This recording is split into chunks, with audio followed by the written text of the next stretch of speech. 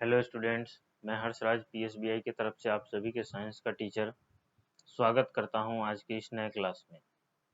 आज हम लोग जानने वाले हैं चैप्टर 4 यानी कि birds and there nest and their food के बारे में, यानी कि चिड़िया और उनके भोजन।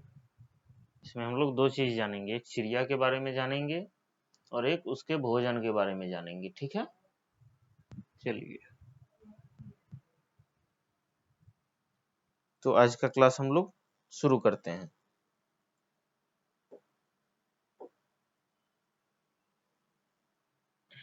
ए bird is such a creature which can fly.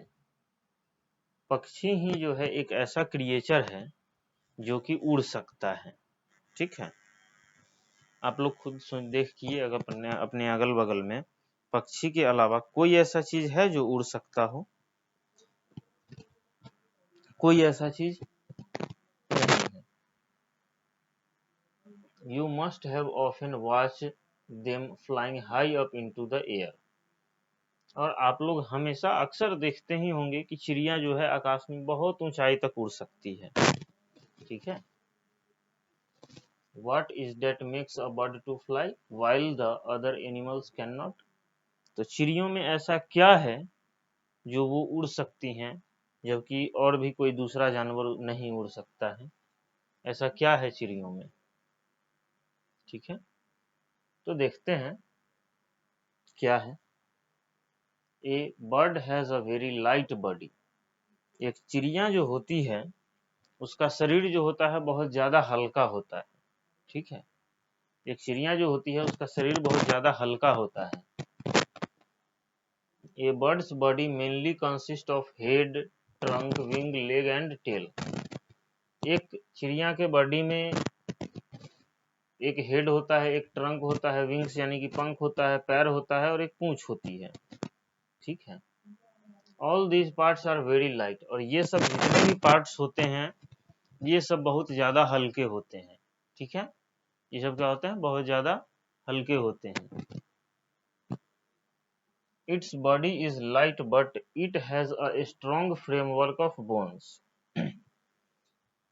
इनका वजन भले ही हल्का होता है लेकिन इनके शरीर का जो ढांचा होता है, जो हड्डियों का जो ढांचा होता है वह बहुत ज्यादा स्ट्रांग होता है इनके वेट के मुकाबले। यानी कि इनके वजन से अगर कंपेयर करें इनके बॉडी के फ्रेमवर्क का यानी कि स्ट्रक्चर का, तो कुछ ज्यादा ही स्ट्रांग होता है।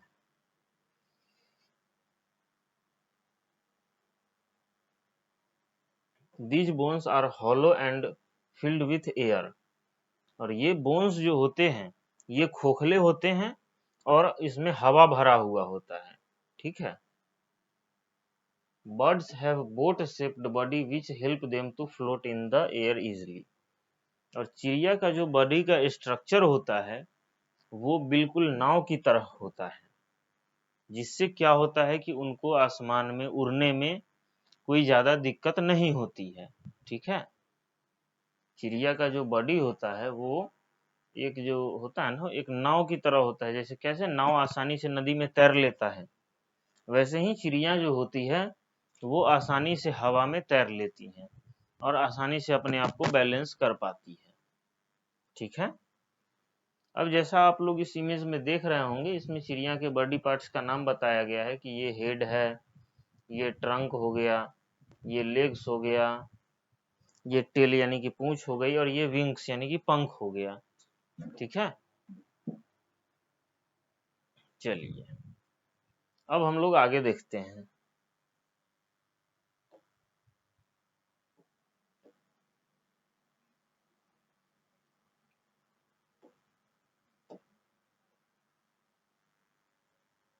ये bird has wings.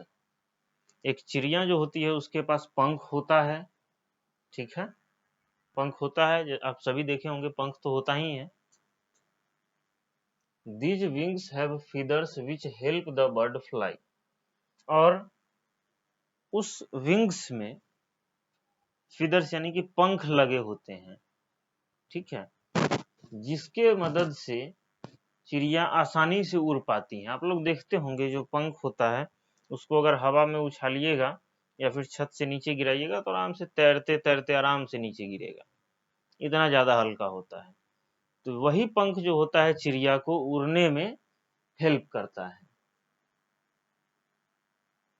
The wings of a bird are attached to its body with the help of strong muscles। और विंग्स जो होता है वो चिड़िया के शरीर से अटैच होता है एक मजबूत हड्डी के द्वारा, एक मजबूत मसल्स के द्वारा, मांसपेशी के द्वारा अटैच होता है चिड़िया के बॉडी से, ठीक है। These muscles help to move the wings up and down और forward and backward। और वो मसल्स जो होता है वही चिड़िया को हेल्प करता है अपने विंग्स को ऊपर नीचे आगे पीछे करने का, ठीक है। वही मसल्स जो है वो चिड़िया को हेल्प करता है ऊपर नीचे आगे पीछे ये सब करने का। These muscles are called flight muscles। और वो जो मसल्स जो होता है जिससे विंग्स अटैच रहता है उस मसल्स को हम लोग फ्लाइट मसल्स कहते हैं, ठीक है। क्या बोलते हैं? फ्लाइट मसल्स, ठीक है। यहाँ तक किसी को कोई दिक्कत नहीं होना चाहिए। The tail of a bird act like the rudder of a boat। अब आते हैं उसके पूंछ पे। तो चिड़िया का जो पूंछ जो होता है वो एक बोट के रडर की तरह काम करता है। It is covered with flight feathers। और ये जो है उसका जो पूंछ है वो फ्लाइट feathers यानी कि पंखों से ढका हुआ रहता है। अब देखते हैं कि पूंछ जो होगा उस पर थोड़ा बहुत पंख जो है साइड साइड से उसको कवर करके रखता है। It helps the bird to change its direction while flying। और यही जो टेल है उसका जो पूंछ है चिड़िया का, ये चिड़िया को डायरेक्शन चेंज करने में हेल्प मदद करता है, ठीक है। आप देखते होइएगा चिड़िया जब भी डायरेक्शन चेंज करती है तो पीछे का पूंछ उसका फैल जाता होगा, ठीक है, जिससे वो अपना डायरेक्शन आसानी से चेंज कर लेती है, ठीक है। चलिए आप लोगों के लिए एक क्वेश्चन है, डिस्क्राइब फ्लाइट फेदर्स, ठीक है।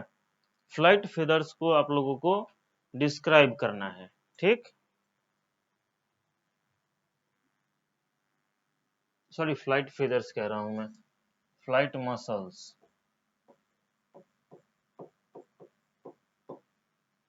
इसको आपको डिस्क्राइब करना है।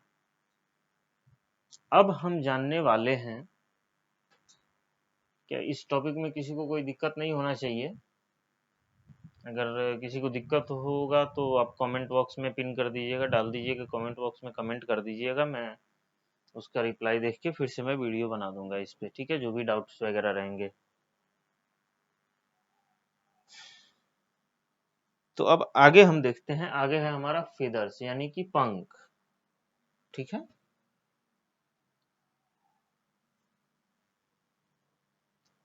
A bird's body is covered with feathers. एक चिड़िया का जो शरीर होता है वो पूरे शरीर जो होता है चिड़िया का पंखों से ढका हुआ होता है। चिड़िया का पूरा शरीर जो होता है वो पंख से ढका हुआ रहता है। क्या होता है? पंख से ढका हुआ रहता है, ठीक है। These are small, fluffy, soft and silky। और ये जो फेदर्स होते हैं वो छोटे छोटे फेदर्स होते हैं, छोटे छोटे पंख होते हैं, सॉफ्ट होते हैं, हल्का होते हैं, ठीक है, और बहुत ही मुलायम होते हैं। चिड़िया का जो भी, अगर किसी भी चिड़िया को आप छुइएगा तो वो चिड़िया आपको बहुत ज्यादा सॉफ्ट नजर आएगी, सॉफ्ट दिखेगी या फिर छूने में भी सॉफ्ट लगेगा। ऐसा इसलिए होता है क्योंकि उसका जो फेदर्स यानी कि पंख जो होता है वो बहुत ज्यादा ही सॉफ्ट होता है। Feather keep the birds body warm. और वो पंख जो होता है, वही फेदर जो होता है वो चिड़ियों के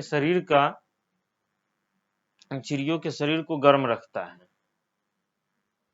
the feather which keep the bird body warm are called down feather। अब वैसा पंख जो चिड़ियों के शरीर को गर्म रखता हो, ठीक है, उसको डाउन फेदर्स बोलते हैं। क्या बोलते हैं? Down feathers. The long and flat feathers attached to wing and tail help the bird to fly. These are called flight feathers. लंबा और जो फ्लैट फेदर से अटैच होता है विंग्स से और टेल से, जिसकी मदद से चिड़िया उड़ती है, उस फेदर को हम लोग फ्लाइट फेदर कहते हैं। ठीक है, अब यहाँ पे मैं आपका दूसरा नंबर क्वेश्चन दे देता हूं।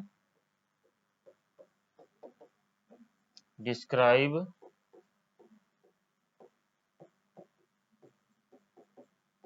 Down feather and flight feathers।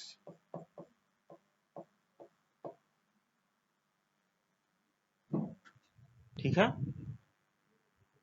यहां तक कोई दिक्कत नहीं होना चाहिए।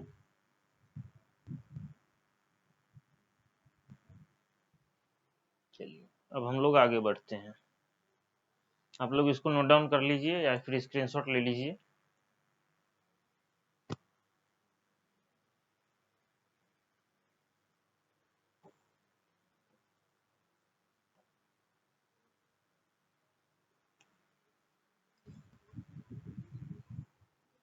अब है हमारा movement of wings during flight. अब पंखों का मूवमेंट, जिस समय चिड़िया उड़ती है उस समय पंखों का मूवमेंट कैसा होता है?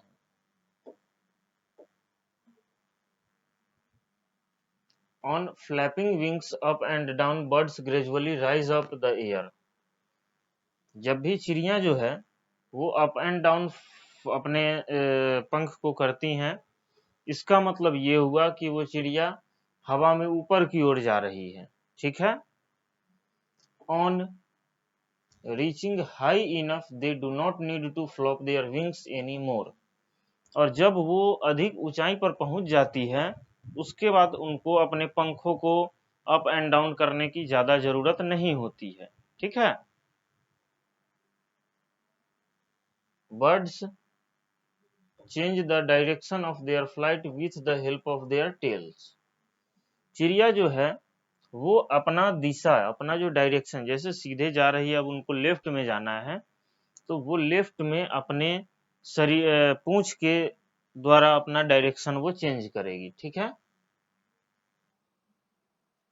During flight the wings perform two type of movement. जब चिड़िया उड़ रही होती है उस समय विंग्स जो है वो दो टाइप से मूव करता है। ठीक है, तो अब देखते हैं दिस मूवमेंट्स आर, तो कौन कौन से मूवमेंट है? तो पहला है अप स्ट्रोक, यानी कि ऊपर की तरफ। When the wings move upward and backward, the movement of the wings is called up stroke movement. जब चिड़िया का पंख जो है वो ऊपर नीचे की तरफ हो रहा हो, इसका मतलब ये हुआ कि चिड़िया जो है वो अप स्ट्रोक में उड़ रही है, यानी कि वो अप स्ट्रोक मूवमेंट में है। और जब when the wings move downward and forward to the movement, the wings called downward movement। और जब चिड़िया का जो मूवमेंट है वो डाउनवर्ड और फॉरवर्ड, यानी कि आगे पीछे की तरफ होने लगे उसके विंग्स का मूवमेंट, इसका मतलब कि वो डाउन स्ट्रोक मूवमेंट में है। ठीक है, तो यहाँ पे आपका क्वेश्चन है चौथा नंबर हो जाएगा डिस्क्राइब